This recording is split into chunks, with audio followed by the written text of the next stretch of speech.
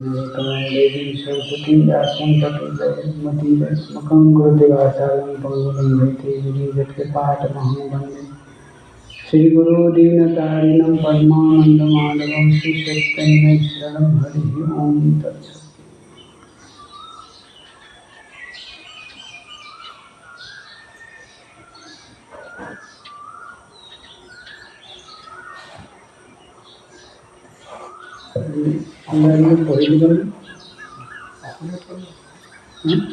तथाचार्यसुतस्तेषां बुद्धिमेकान्तसंस्थिताम् आलक्ष्य भीतस्त्वरितो राज्ञ आवेदयद्यथा।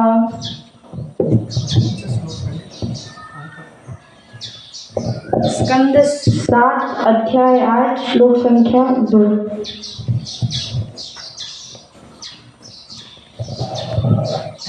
अनुवाद एवं तात्पर्य कृष्ण कृपामूर्ति अभय चरणारविंद भक्ति वेदांत स्वामी प्रभुपाद के द्वारा। अनुवाद। जब शुक्राचार्य के पुत्र खंड तथा अमर्क ने देखा कि सभी विद्यार्थी अशोक पुत्र भक्त प्रहलाद महाराज की संगति के कारण कृष्ण भक्ति में आगे बढ़ रहे हैं तो वे डर गए। अतएव वे असुरराज के समीप गए और उनसे समस्त स्थिति यथावत वर्णन कर दी। तात्पर्य। बुद्धि एकांत संस्थिताम शब्द सूचित करते हैं कि भक्त प्रहलाद महाराज के उपदेशों से सभी विद्यार्थी जिन्होंने उनका उपदेश सुना था इस निष्कर्ष पर पहुंचे कि मनुष्य जीवन का एकमात्र लक्ष्य कृष्ण भावनामृत है। तथ्य यह है कि जो भी परम भक्त की संगति करता है और उसके उपदेश सुनता है वह कृष्ण भावनामृत में स्थिर हो जाता है और भौतिक चेतना से विक्षिप्त नहीं होता। शिक्षकों ने अपने विद्यार्थियों में इसे विशेषतः देखा। अतएव वे डर गए क्योंकि समस्त विद्यार्थी वर्ग धीरे धीरे कृष्ण भावना भावित होता जा रहा था। हरि ओम तत्सत्। মঙ্গলাচৰণ আপোনালোকক গাবলৈ মই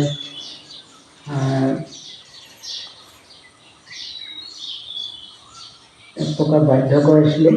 এইটো কাৰণে যে মঙ্গলাচৰণৰ 3টা ক্ৰিয়া আছে।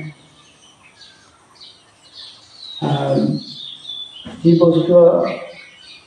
বস্তু নিৰ্দেশ, প্ৰাৰ্থনা আৰু আশীৰ্বাদ। যিটোৰ বিষয়ে চৰ্চা হ'ব সেইটোৰ ওপৰত এটা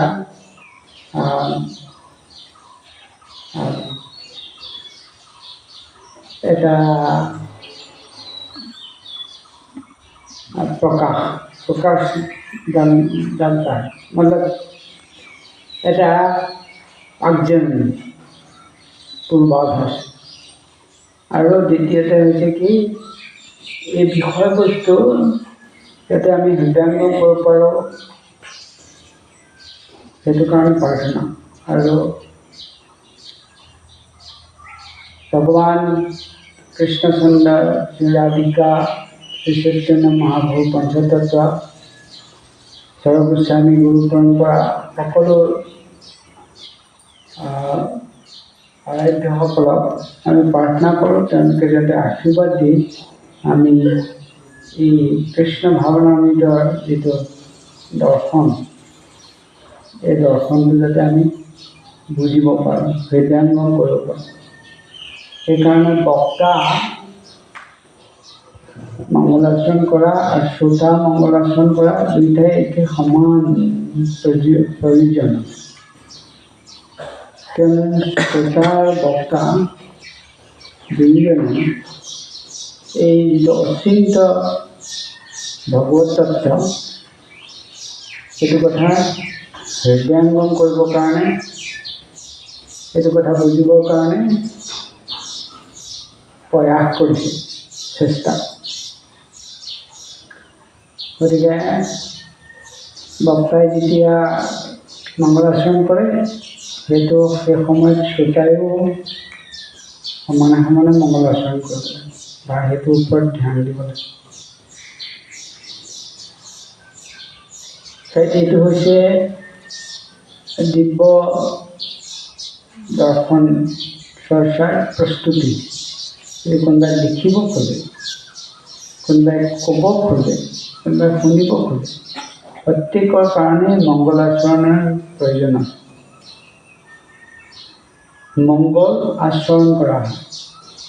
কোনো এটা অনুষ্ঠান আৰম্ভণি কৰোঁতেই দীপ প্ৰজ্বলন বা এনেকুৱা ধৰণৰ মংগলাচৰণ কৰি পেলাই এটা অনুষ্ঠান আৰম্ভণি কৰা হয়। এই ক্ষেত্ৰত আমাক আশীৰ্বাদৰ বহুত প্ৰয়োজন আছে। আশীৰ্বাদৰ কাৰণে আমি প্ৰাৰ্থনা কৰিব লাগে। তাৰপিছত এটা অনুষ্ঠানটোৰ বিষয়ে এটা চমু বৰ্ণনা দিয়া কথা, সেই আটাইখিনিয়েই মংগলাচৰণৰ মাধ্যমে সম্পাদিত হয়। গতিকে মানুহে, মই কেতিয়াবা বস্তুটো বহুত চিৰিয়াছলি নলওঁ, কিন্তু চিৰিয়াছলি ল'ব লাগে। এইটো কাৰণে মই আপোনালোককো কৈছোঁ যাতে ময়ো অলপ চিৰিয়াছ হওঁ। কীৰ্তন আৰু মংগলাচৰণ এই দুইটা হৈছে এই দিব্য বিষয়বস্তু চৰ্চা কৰাৰ এক প্ৰস্তুতি। It is a kind of preparation to get into the subject. বিষয়বস্তুৰ ভিতৰত প্ৰৱেশ কৰিবৰ কাৰণে এটা প্ৰস্তুতি। এই দিব্য জ্ঞান, এই যিটো ভগৱত তত্ত্ব বিজ্ঞান, এইটো একচুৱেলি আমি গাঁও নষ্টপ্ৰায় ভদ্ৰেশ্বৰ নিত্যম ভাগৱত সেৱায় ভগৱতে উত্তমস্তকে ভক্তিৰ ভক্তি নৈস্তুতি। যে এই ভাগৱতখন যদি আমি চৰ্চা কৰোঁ, তেতিয়াহ'লে কি হয়, নিত্যভাৱে অভদ্ৰবিলাক, কলুষতাবিলাক নষ্ট হৈ যায়। তাৰপিছত আমাৰ নিষ্ঠা ভক্তি আহি যায়। সেই সময়তেই তদা ৰজস্তমো ভাৱ কাম লোভ জয়স্য যে সেইটোৱেই অনাবৃদ্ধম স্থিতম সত্যে প্ৰসিদ্ধতি। তেতিয়া ৰজৰ তমগুণৰ পৰা উৎপন্ন কাম লোভাদি নষ্ট হৈ যায়। স্থিতম সত্যে প্ৰসিদ্ধতি, ব্যক্তিজন বক্তা শ্ৰোতা এইবিলাক সত্যগুণত অধিষ্ঠিত হয়। এবং প্ৰসন্ন মনসু ভগৱত ভক্তি যোগত ভগৱত তত্ত্ব বিজ্ঞান মুক্ত সংঘৰ্ষ জায়তে। এইভাবে ভগৱত তত্ত্ব বিজ্ঞান, সেই প্ৰসন্ন ব্যক্তি যিজন সত্যগুণত অধিষ্ঠিত হৈছে, এবং প্ৰসন্ন মনসু, তেওঁ প্ৰসন্ন মনেৰে এই ভগৱত তত্ত্ব বিজ্ঞান হৃদয়ংগম কৰিব পাৰে।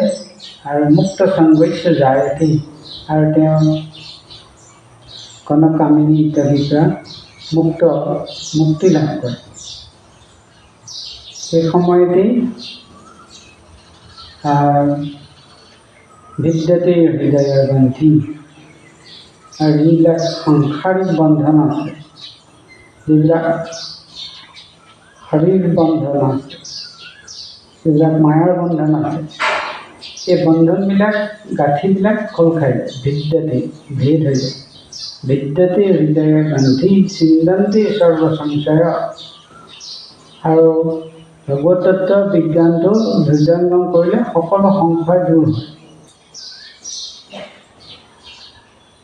দৃষ্ট এবাত্ম ঈশ্বৰে বিদ্যতে হৃদয় গ্ৰন্থি চিন্দন্তে সৰ্ব সংশয় ক্ষীয়ন্তে সৰ্বকৰ্মান। আৰু সকলো কৰ্ম ক্ষয়প্ৰাপ্ত হয়। সেই সময়ত দৃষ্ট এবাত্ম ঈশ্বৰে, তেওঁ আত্ম উপলব্ধি কৰে, স্বৰূপ উপলব্ধি কৰে, ভগৱত দৰ্শন হয়। এইটো কেৱল এইকেইটা শ্লোকৰ মাধ্যমে এইটো বৰ্ণনা কৰিছে। শ্ৰীমদ ভাগৱতম পঢ়িলে কি হয়, শ্ৰীমদ ভাগৱতৰ মাহাত্ম্য কেনেকুৱা, এইটো ক'ত আছে, ক'ৰ পৰা এইকেইটা শ্লোক? ভাগৱতমো ক'ত? প্ৰথম স্কন্ধৰ ক'ত?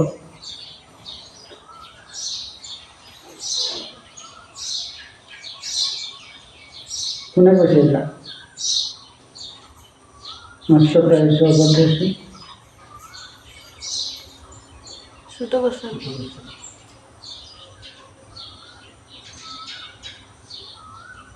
কেতিয়া কৈছিলে কোনটো অধ্যায়ত তৃতীয় অধ্যায় তৃতীয় নহয় দ্বিতীয়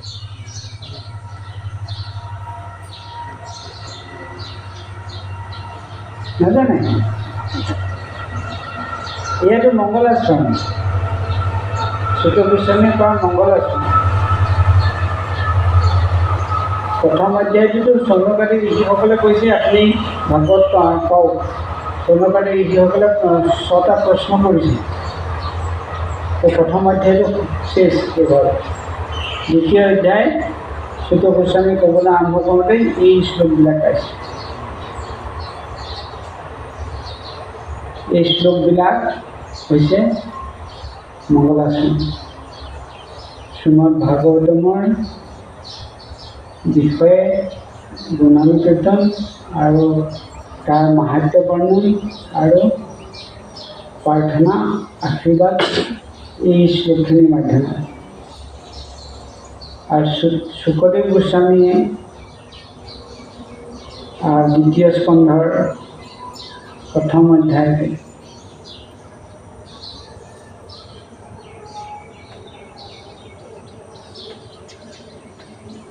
নাই চতুৰ্থ অধ্যায়ত মংগলাচৰণ কৰিছে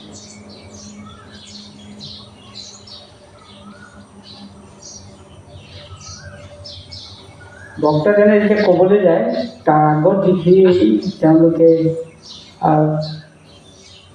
প্ৰথমে ক'বলৈ যায় সেই প্ৰথম কোৱাখিনিয়ে মংগলাচৰণ সেইখিনি আপোনালোকে চাবচোন কেনেকৈ তেওঁলোকে ক'বলৈ আৰম্ভ কৰিছে কিভাৱে বক্তৃতা শুৰু কৰিছে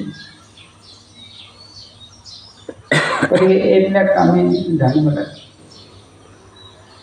এইবিলাক এই ধৰণে আমি মহাজনা জনপদস্য পন্থা মহাজনসকলক আমি যথাৰ্থভাৱে অনুগমন কৰিব পাৰিম ভাগৱতৰ ওপৰত লেকচাৰ দিয়ে ইমান মামুলি কথা নহয় অবাক্তাজনক পইচা পাতি দি বা ডিগ্ৰী চিগ্ৰী লৈ পেলাই আহিছিলে ব্যাসাসন বহি পেলাই লেকচাৰ মাৰি দিম এনেকুৱা বস্তু নহয় এইটো বস্তু এইটো নিজে হৃদয়ংগম কৰা ব্যক্তিয়ে এইবিলাক ক'ব পাৰে আমাৰ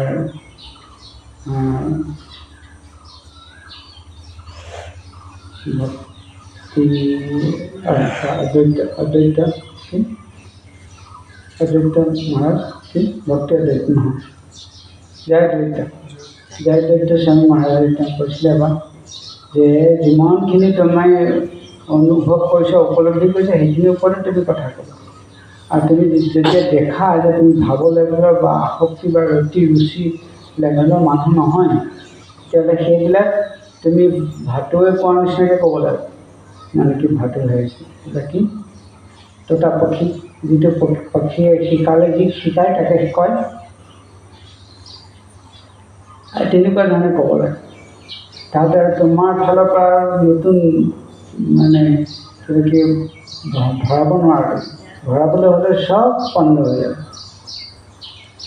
গতিকে সেইকাৰণে বক্তাই নিজৰ পজিশ্যন বুজিব লাগে তাৰপিছতে তেওঁ স্থিতি অনুসৰি তেওঁ বক্তৃতা দিব লাগে আৰু অধিক অতিমাত্ৰা ক'ব নালাগে অতিমাত্ৰা ক'ব নালাগে মানে সি তাৰ লেভেল অনুসৰি ক'ব লাগে যীশু প্ৰকাশ প্ৰভুৱে কৈছিলে তুমি যদি ক'ৰবাত লেকচাৰ দিব খোজা তেতিয়াহ'লে তুমি যিটো শ্লোকৰ ওপৰত যিটো অধ্যায়ৰ ওপৰত তোমাৰ অলপ অভিজ্ঞতা আছে বছ সেইটো শ্লোকৰ ওপৰতে কৈ থাকা যদি সুবিধা পোৱা সেইটো শ্লোকৰ ওপৰতে কৈ থাকা আৰু হঠাতে নতুন এটা শ্লোক লৈ পেলাই নতুনকৈ তুমি ক'বলৈ চেষ্টা কৰিলে তুমি কনফিউজন কৰি যাবা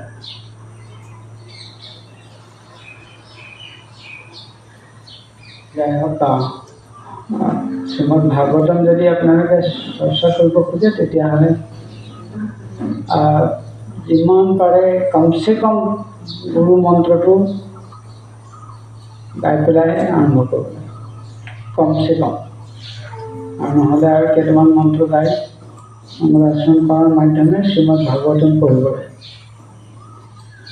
এই শ্ৰীমদ ভাগৱতম স্বয়ং পৰমেশ্বৰ ভগৱানৰ বাংময় মূৰ্তি হোৱাৰ কাৰণে যিকোনো মুহূৰ্ততে পৰমেশ্বৰ ভগৱান আমাৰ ইয়াত লিখাই আছে। সুখদেৱ গোস্বামীয়ে নাম কীৰ্তন কৰোঁতে কৈছিলে, শ্ৰীনতং স্বকথা কৃষ্ণ শ্ৰীনতং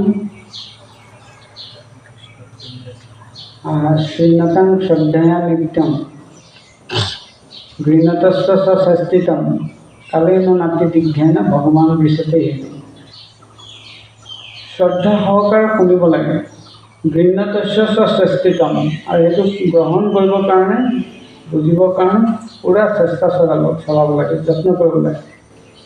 কালেন নাতি বিঘ্নেন ভগৱান বিচতে, কমটি সময়ৰ ভিতৰত ভগৱান আহিলে হৃদয়ত বহি যায়।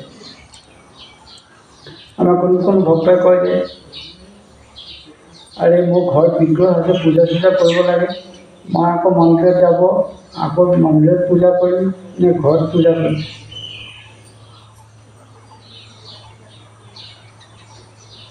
তো কোনটো কৰিলে ভাল, মানে ঘৰৰ পূজাটো কেনেকৈ চলিব মই যদি মন্দিৰত গৈ থাকোঁ? তো এনেকুৱা ধৰণে কিছুমান প্ৰশ্ন কৰে। কিন্তু পৰমেশ্বৰ ভগৱানে দেখোন বৈকুণ্ঠ এৰি পেলাই গুচি আহে, য'ত ভক্ত সকল একেলগে মিলিত হৈ হৰি কথা চৰ্চা। আমাৰ ভক্তবিলাকে আকৌ নিজৰ ঘৰত পূজা কৰি ভক্ত সংগৰ পৰা বঞ্চিত হৈ থাকিব। ভক্ত সংগটো ইমান ইম্পৰ্টেণ্ট, ভক্ত সংগত সাধু কথা এটা ইমান ইম্পৰ্টেণ্ট যে ভগৱানৰ বিগ্ৰহ পূজাটো ইমান ইম্পৰ্টেণ্ট নহয়।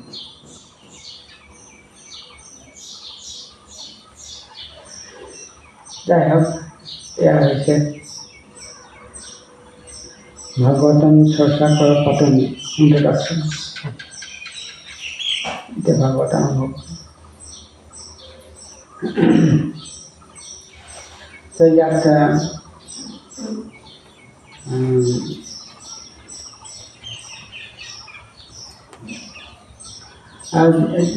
এই অধ্যায়টোত অষ্টম অধ্যায়টোত পৰমেশ্বৰ ভগৱান আবিৰ্ভূত হৈছে। সেইকাৰণে এই অধ্যায়টো আজি আমি গধূলি পঢ়ি পেলাই শেষ কৰিম।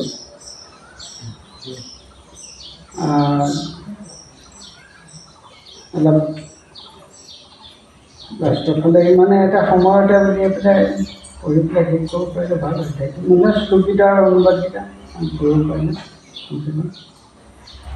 ইয়াত চন্দ্ৰ অমৰ পৰাই দেখিছে যে চব কৃষ্ণ ভাৱনামৃত হৈ গৈছে, একদম পুৰা মাথা খাৰাপ।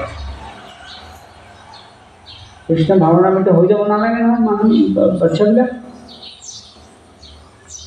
কেনেকৈ কৃষ্ণ ভাৱনামৃত নোহোৱাকৈ থাকে সেইটোৱেই মানে গুৰু মানে ধান্দা। তো প্ৰহ্লাদ ইমান শক্তিশালী যে তেওঁ কমকৈ সময়ৰ ভিতৰতেই চবকে কৃষ্ণ ভাৱনামৃত কৰি দিলে, আৰু গুৰুৰ কথা এতিয়া নুশুনা হয় বাচ্চাবিলাক। প্ৰহ্লাদে কয় যে ধৈৰ্য ধৰিব লাগে, আৰু চন্দ্ৰ অমৰ্চই কয় নাই, কোনোবাই গালি পাৰিলে তাক দি কাটি দিব লাগে।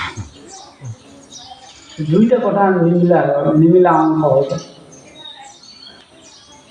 কোনো সাহায্য কৰিব মানে এবাৰ ব্ৰহ্মাৰ ওচৰত গ'ল, অসুৰো গ'ল, দানৱো গ'ল, মনুষ্যও গ'ল। তাৰপিছত বোলে আপুনি আমাক উপদেশ দিয়ক, আমি আমাৰ কল্যাণ সাধিব পৰা। তাৰপিছত ব্ৰহ্মাই ক'লে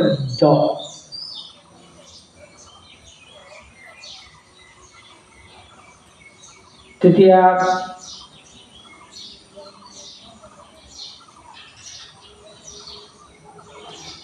মানৱ, দানৱ আৰু দেৱতা তিনিজনে দটোৰ তিনিটা মিনিং উলিয়াই ল'লে।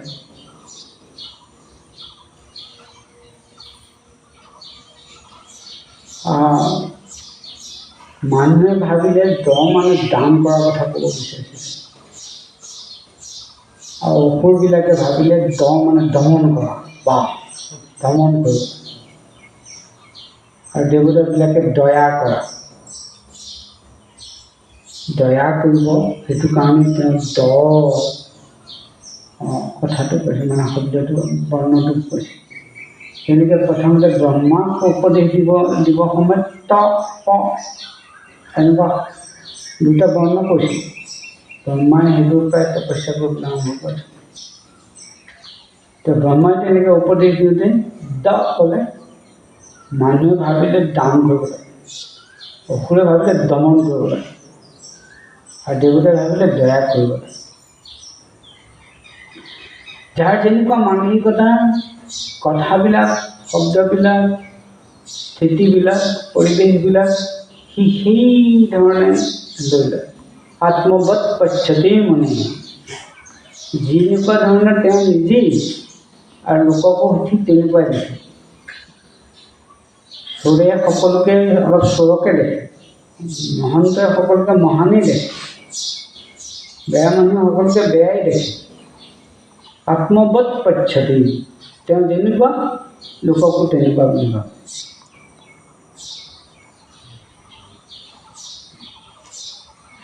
ভগৱানৰ ভক্তসকলে এই জগতখন বিশ্বং পৰম সুখায়তে বিধি মহেন্দ্ৰা ঋষি কৃতায়তে, বিশ্বখন সুখময় আনন্দময় এনেকৈ বুলি ভাবে। কাৰণ তেওঁলোক নিজেই সুখত থাকে যে, সেইকাৰণে জগতখনো সুখময় আনন্দময়। অৱশ্যে তেওঁলোকৰ উপস্থিতিত সকলোবিলাক শুভই হয়। সেইকাৰণে বিশ্বং পৰম সুখায়তে বিধি মহেন্দ্ৰা ঋষি কৃতায়তে, বিধি বা ব্ৰহ্মা বা ইন্দ্ৰৰ স্থিতিটো, তেওঁলোকৰ পজিশ্যনটো কীটৰ সমান, কীট পতংগৰ নিচিনা, ইমান বেছি গুৰুত্বপূৰ্ণ নহয়। বৈকুণ্ঠ ভক্তবিলাকৰ তুলনা ব্ৰহ্মা আৰু ইন্দ্ৰ এনেকুৱা পজিশ্যনবিলাকো কীটৰ নিচিনা।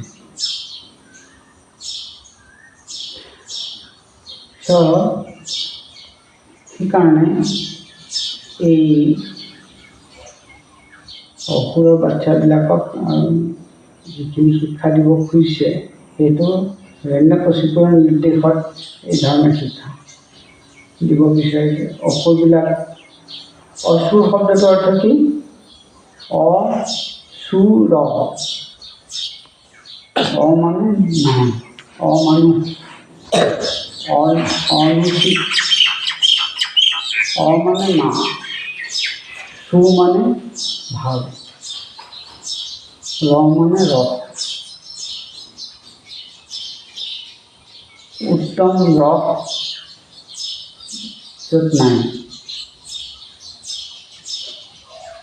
সেইকাৰণে চুৰ মানে হৈছে, যিসকল চুৰ তেওঁলোকে হৈছে সুন্দৰ ৰস আস্বাদন কৰি থাকে। অসুৰ মানে যে সুন্দৰ ৰস আস্বাদন কৰিব নোৱাৰে, সেইবিলাককে অসুৰ।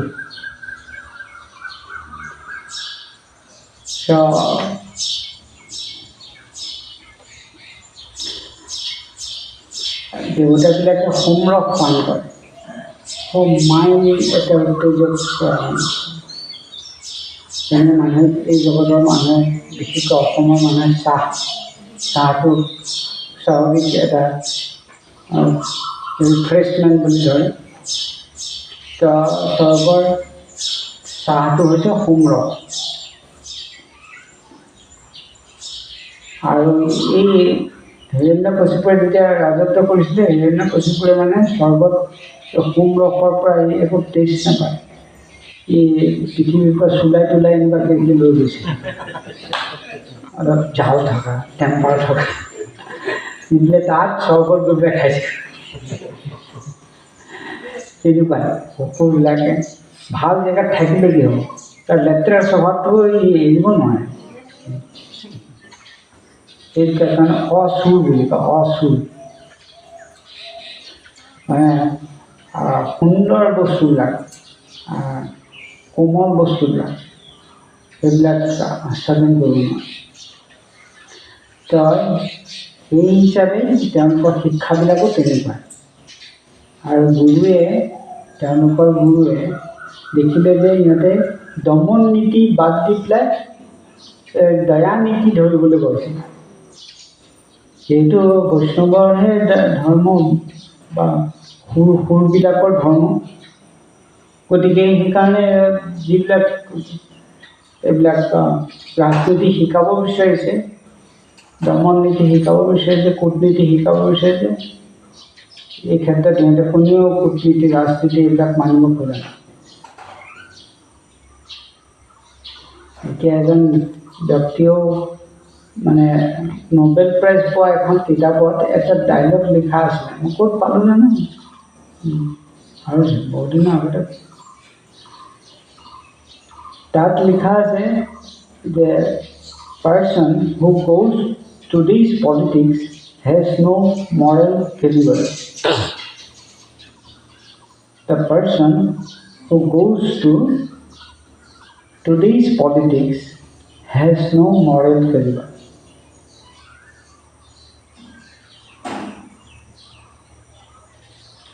যিজন বৰ্তমান যুগৰ ৰাজনীতি কৰিবলৈ যায় তেওঁলোকৰ মানসিকতা বহুত সংকীৰ্ণ।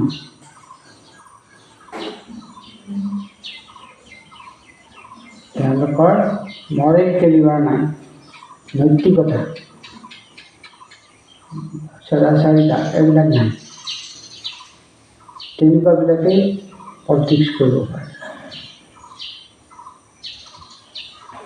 কলি যুগৰ পলিটিক্সটো ৰাজনীতিটো একচুৱেলি ৰাজনীতি নহয়, এইটো একদম কূটনীতি বা এইটো কপট নীতি, তেনেকুৱা নীতিহে। ৰাজনীতি মানে ৰাজাৰ নীতি, যেনেকৈ ৰাজবিদ্যা, বিদ্যাৰ ভিতৰত যিটো ৰজা, নীতিৰ ভিতৰত যিটো ৰজা, সেইটোৱে হৈছে ৰাজনীতি। ৰাজনীতি কৰা মানুহবিলাক পৰমেশ্বৰ ভগৱানৰ প্ৰতিনিধিত্ব কৰে। আগৰবিলাক এইবিলাক ধৰ্মজ্ঞানবিলাক আগতে কাক দিয়া হৈছিল? ৰজাকে দিয়া হৈছিল। এবং পৰম্পৰা প্ৰাপ্ত ইমম ৰাজস্বয়ী বিদু, ৰাজস্বীবিলাকে এইবিলাক পাইছিল এই ধৰ্মবিদ্যাত। আৰু তেওঁলোকে যেতিয়া নীতি নিৰ্ধাৰণ কৰে সেইটো হৈছে ৰাজনীতি। কিন্তু এতিয়া সেই ৰাজনীতিকবিলাক কূটনীতি, অভদ্ৰ নীতি হৈ গ'ল। গতিকে এতিয়া বৰ বেছি পলিটিচিয়ানৰ পিছত পৰি থাকি একো লাভ নাই, আমি খুব অভদ্ৰ হৈ যাম। তেওঁলোকে বহুত বাহিৰত বহুত এক ধৰণে এক্টিং কৰে, ভিতৰত বহুত ধৰণৰ ধান্দা চলি থাকে। এই মানুহটোক মই যদি কব্জা কৰি ৰাখিব পাৰোঁ তেতিয়াহ'লে এইখিনি ভোট পাম, তাৰপিছত এইখিনি সহায় পাম ইত্যাদি ইত্যাদি। এনেকুৱা দৃষ্টিভংগীৰে লাভ আদায় কৰিবৰ কাৰণে মানুহে মানুহৰ লগত বিশেষকৈ পলিটিচিয়ানে সদায় সেইবিলাকক ধৰি ৰাখে যিবিলাকৰ পৰা তেওঁলোকে কাম আদায় কৰি ল'ব পাৰে, সেইবিলাকক ধৰি ৰাখে। আৰু যিবিলাকৰ তেওঁৰ পৰা কাম আদায় কৰি ল'ব খোজে সেইবিলাকৰ পলাই থাকে। এনেকৈ ভক্ত চক্ৰ এইবিলাক পলাই থাকে, কাৰণ সিহঁতে ভাবে যে ইহঁতে আমাক পালেই কিবা বিচাৰিব।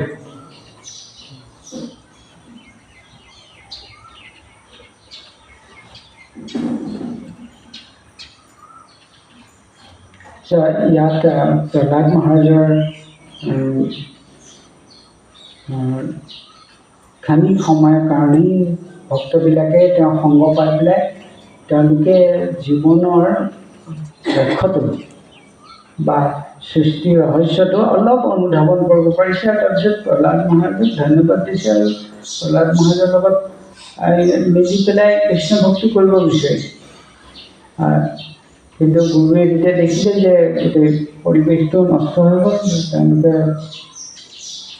তেতিয়া গৈ পেলাই ৰাজাৰ কথা কণ্টেক্ট কৰিলে যে আপোনাৰ ল'ৰাকটো মই শুদ্ধ কৰিব নোৱাৰোঁ, বৰঞ্চ সি বাকীবিলাককো নষ্ট কৰি দিছে। গতিকে সেইকাৰণে কৃষ্ণ ভক্তিৰ আমি এটা আশা কৰিব লাগে। আশা কৰিব লাগে মানে কি মানুহ কৃষ্ণ ভাৱনামৃত হ'ব বিচাৰে, ল'ব বিচাৰে, ইয়াৰ সুফল আছে। কিন্তু অন্য মানুহে মতিভ্ৰম কৰি দিয়ে। সেই মতিভ্ৰম কৰাবিলাক হৈছে ডাইৰেক্টলি কলিৰ চেলা, মায়াৰ চেলা, কলিৰ চেলা। কি আছে তাক গান এটা আছে, মাথা নেৰা কপালে তিলক গলায় মালা, সেটা আছে কলিৰ চেলা। এই তিলক ধাৰণ কৰি পেলাই মালা লৈ পেলাই পুৰা আমাৰ এগেইনষ্টে ঘূৰি থাকে, আমাৰ এগেইনষ্টে কথা কোৱা মানুহ থাকে। কেতিয়াবা আমাৰ অথৰিটিয়ে আমাৰ এগেইনষ্টে বুজি যায়, অথৰিটি এগেইনষ্টে বুজি যায় মানে কি হয়, অথৰিটিবিলাকৰ মাজত বিভাজন হোৱাৰ পিছতে দুটা গ্ৰুপ হয়, নহ'লে দুটা গ্ৰুপ কেনেকৈ হয়, তিনিটা গ্ৰুপ কেনেকৈ হয়। লিডাৰবিলাকেই এটা গ্ৰুপ চলাব বিচাৰে, এটা কেইজন মানুহ ছেপাৰেট কৰি লওক, ছেপাৰেট কৰি লোৱাৰ পিছত ইটোৰ এগেইনষ্টে ক'বলৈ আৰম্ভ কৰে। এইটো এগেইনষ্টে ক'বলৈ আৰম্ভ কৰোঁতে আমিতো নাজানো যে তেওঁ যথাৰ্থতে শুদ্ধ কৰিছিলে, ভুলেই কৰিছে। তাৰ অথৰিটি যদি তাকে আমি আদৰ্শ হিচাপে মানুহ, তেওঁ যদি কয় যে ভাল নহয়, আমাক এনেকুৱা তেনেকুৱা, তেওঁ হ'ব সেইটো বেয়া। এনেকৈ আমি বিভ্ৰান্তত পৰি যাওঁ। গতিকে কেতিয়াবা মায়া বা কলিয়ে ভক্তকে ব্যৱহাৰ কৰে, ভক্তৰ মাজত ভেদ আনিব। এইটো কয় যে ভক্তকেই যদি ব্যৱহাৰ নকৰে, মায়াই মানে কাম আৰম্ভ কৰিব নোৱাৰে। লিডাৰবিলাকক বা ভক্তবিলাকক এইবিলাককে মায়াই নিজৰ হেৰি বনাই লয়, চেলি বনাই লয়। সেইভাৱে মায়াই ক্ৰিয়া কৰে। এতিয়া মায়াৰ ডাঙৰ এজেণ্ট স্বয়ং হিৰণ্যকশিপুৰ, চন্দ্ৰ অমৰকৰ এইবিলাকে মায়াৰ এজেণ্ট, ডাঙৰ ডাঙৰ এজেণ্ট। আৰু প্ৰহ্লাদটো হালকা এটা এজেণ্টহে কৃষ্ণ।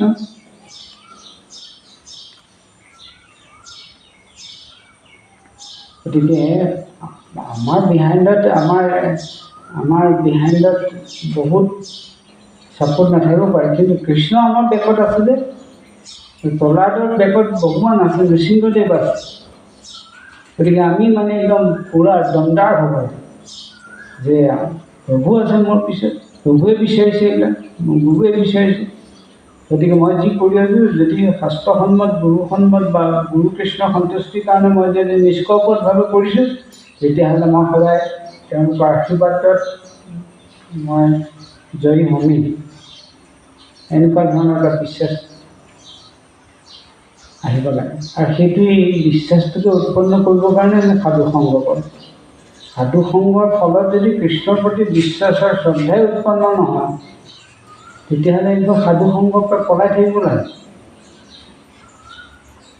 ভক্তিস্বৰূপ মহাৰাজে কৈছে যে ইস্কনত ভক্তৰ লগত মিলি থকাটো হৈছে স্বজাতীয় সংগ, কিন্তু ইস্কনৰ ভক্তবিলাকৰ ভিতৰত আকৌ ভক্ত বিচাৰিব লাগিব যিটো স্নিগ্ধ সংগ, যিটো সংগৰ মাধ্যমত আমাৰ ভগৱানৰ প্ৰতি ৰতি প্ৰীতি বাঢ়ে। আৰু নহ'লে ইস্কনৰ ভক্তবিলাকৰ মাজতে পলিটিক্স বহুত আছে। এবাৰ মোক গুৰু মহাৰাজে ক'লে যে এটা ভক্তি শাস্তি কৰা, মই বোলো ভক্তি শাস্তি কৰা মানুহে ইমান নেষ্টি পলিটিক্স কৰে, মই সেইকাৰণে নকৰোঁ ভক্তি শাস্তি। এতিয়া গুৰু মহাৰাজে দুটামান ছেক্ৰেটাৰী মাতি আনিলে, তই পলিটিক্স কৰ নেকি, তই কৰ নেকি? তাৰপিছত ক'লে বোলে এইটোও নকৰে, সিও নকৰে, চবেই পলিটিক্স নকৰে নহয় বোলে। ছেক্ৰেটাৰীবিলাকে কয় নহয় চবেই পলিটিক্স নকৰে নহয়। তাৰপিছত মই বোলো ঠিক আছে, তেতিয়া মই ভক্তি শাস্তি কৰিম আৰু আপুনি বিচাৰিছে। ভক্তি শাস্তি কৰিব, ভক্তি বৈভৱ ডিগ্ৰী চিটবোৰ ল'ব, লৈ পেলাই আকৌ ভেদ নীতি বা শাস্ত্ৰীয় পলিটিক্স এইবিলাক কৰিব লাগে। আমাৰ একমাত্ৰ উদ্দেশ্য হৈছে গুৰু কৃষ্ণৰ সন্তুষ্টিৰ কাৰণে জীৱনটো উৎসৰ্গিত কৰিব লাগে। এই জীৱনতে কৃষ্ণ প্ৰাপ্তি হ'ব লাগে। যেনেকৈ ধ্ৰুৱ প্ৰহ্লাদ এই জীৱনতে কৃষ্ণ প্ৰাপ্তি হৈছে, এনেকৈ আমি এই জীৱনতে কৃষ্ণ প্ৰাপ্তি হ'ব লাগে। সেইটো মহাপ্ৰভুৰ শিক্ষা। মহাপ্ৰভু ইমান কান্দি কান্দি কি বিচাৰি থাকে? ভগৱানৰ সান্নিধ্য বিচাৰি আছে। সেইটো আপোনালোকে ৰাতিপুৱা গাইছিল, কৃপা একদম নিমিছে ন নাৰায়ণ গ'লে ধাৰাই গালেতো নহ'ব, তেনেকুৱা এটা ভাৱ উৎপন্ন হ'ব লাগে যে মই কেতিয়া প্ৰভুৰ দৰ্শন পাওঁ, তেতিয়া প্ৰভুপাদে প্ৰদীপ দেখাইছে, নিৰ্মালি দিছোঁ, জল দিছোঁ। এই প্ৰভুপাদৰ লগত এবাৰ সাক্ষাৎ বা প্ৰভুপাদৰ লগত কমিউনিকেট কৰিব পৰা হ'ব লাগে। আমি প্ৰভুপাদটো আমাৰ বহুত একদম ক্ল'জেষ্ট পাৰ্চন। কৃষ্ণ হয়তো অলপ ডাঙৰ বছ হোৱাৰ কাৰণে কেতিয়াবা লগ নিদিবও পাৰে, কিন্তু প্ৰভুপাদটো আমাৰ বহুত ক্ল'জ ফেমিলি মেন ন, তেওঁটোক আমি লগ পাব পাৰে, লগ পাব লাগে। নাৰদমুনিও হ'ব, নাৰদমুনিক দৰ্শন পোৱাতে দেৱ দৰ্শনৰ ভগৱানক দৰ্শন পোৱাৰ আগতে নাৰদমুনি আদি এনেকুৱা এজেণ্টবিলাকক দৰ্শন পাই যায়। কিন্তু নাৰদমুনিও আমাৰ কাৰণে বহুত বৰ ডাঙৰ গুৰু ন, আমাৰ পিছৰে গুৰু, গতিকে তেওঁ দৰ্শন নাপাব, কিন্তু প্ৰভুপাদকটো এবাৰ দৰ্শন পাব লাগে। এই দৰ্শন পোৱাৰ লালসাটোৱেই আমাৰ ভক্তিটো উন্নতি কৰে। ভগৱানৰ সান্নিধ্য, প্ৰভুপাদৰ সান্নিধ্য এইবিলাক আমি অনুভৱ পাব লাগে। নৰোত্তম দাস ঠাকুৰ, শ্ৰীনিবাস এইবিলাকে ৰূপ সনাতন অপ্ৰকট অৱস্থাত তেওঁলোকক লগ পাইছিল। তেওঁলোক এই প্ৰকটবিলাক খতম কৰি পেলাই গুচি গৈছিল। নৰোত্তম দাস ঠাকুৰ এইবিলাকেতো ভগৱানক পঞ্চতত্ত্বকে তেওঁ পাইছিলে। নৰোত্তম দাস ঠাকুৰ গানৰ মাজতে পঞ্চতত্ত্ব আহি যায়। গতিকে সেইকাৰণে এইবিলাক লালসা উৎপন্ন কৰাটোৱে হৈছে সাধু সংগৰ মেইন উদ্দেশ্য। সাধু সংগৰ অন্য কোনো উদ্দেশ্যই থাকিব নালাগে। যদি আমি এই জীৱনত কৃষ্ণ নাপাওঁ, তেতিয়াহ'লে আমাৰ যিমান সাধনা চেষ্টা চব অথলে যাব। এনেকুৱা কথা। তো যিহেতু ৰাতিপুৱা জব কৰাৰ কথা, গতিকে বেছি দীঘলীয়া কৰিব খোজা নাই। আবেলি আমি অলপ পঢ়া শুনা কৰি মেলি যাব পাৰোঁ। Any question comment?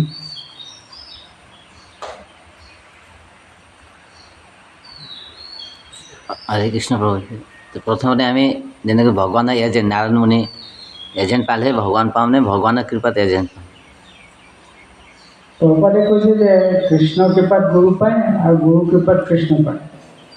যদি কৃষ্ণই কৃপা কৰি গুৰু পাইছে, তেতিয়াহ'লে গুৰুক এতিয়া ধৰিব লাগে যে কৃষ্ণ যাবাৰ এপইণ্টমেণ্ট এটা দি দিয়াচোন কৃষ্ণৰ লগত। নহ'লে গুৰুৰ কাম কি? আমাৰ কি দৰকাৰ?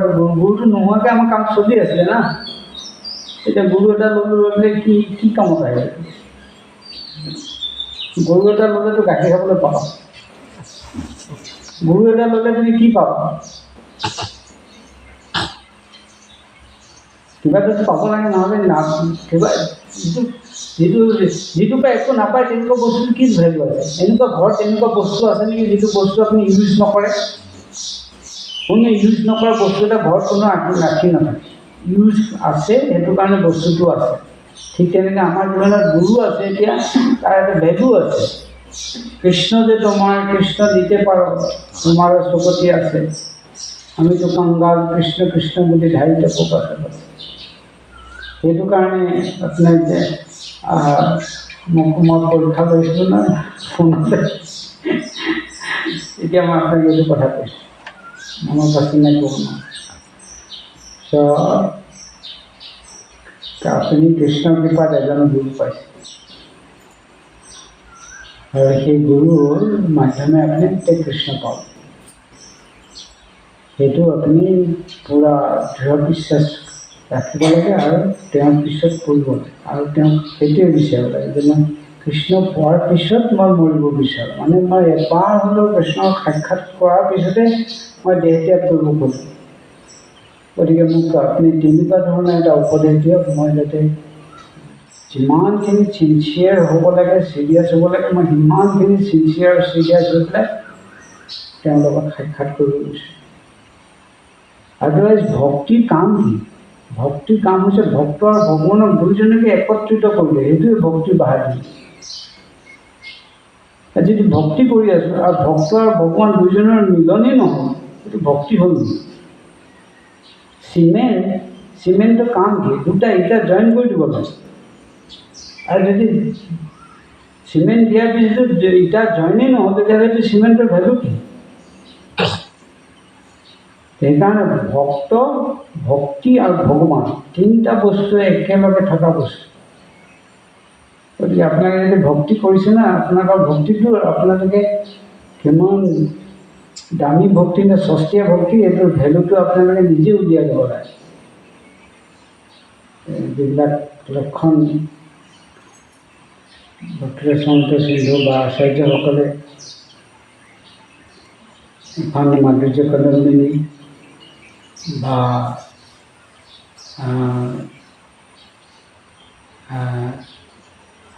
ভক্তিবিনোদ ঠাকুৰৰ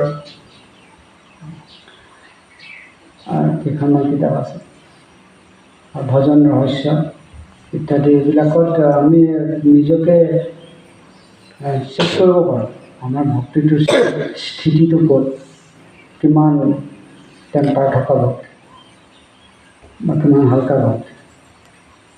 সেইবাবে নিজে নিজকে পৰীক্ষা কৰি পেলাই আগবাঢ়ি থাকিব লাগে। কোনেও কাকো এনেও সহায় নকৰে। এতিয়া কাইলৈ কোনোবা মৰিব সময়ত আৰু চবেই অকণমান দুখ কৰিব আৰু তাৰপিছত আকৌ নৰ্মেল হৈ যাব। কোনেও চবেই চব জীৱন ইণ্ডিভিজুৱেল স্বতন্ত্ৰ, কোনেও কাৰো লগত সম্পৰ্ক নাই। ভগৱানৰ লগত একদম নিত্য সম্পৰ্ক আছে। আৰু সেইটো বস্তু আমি যদি ৰিভাইভ কৰিব নোৱাৰোঁ, জাগ্ৰত কৰিব নোৱাৰোঁ, তেতিয়াহ'লে জীৱনটো বেকাৰ হ'ব। জয় শিল প্ৰভুপাদ কি, গৌৰ প্ৰেমানন্দ।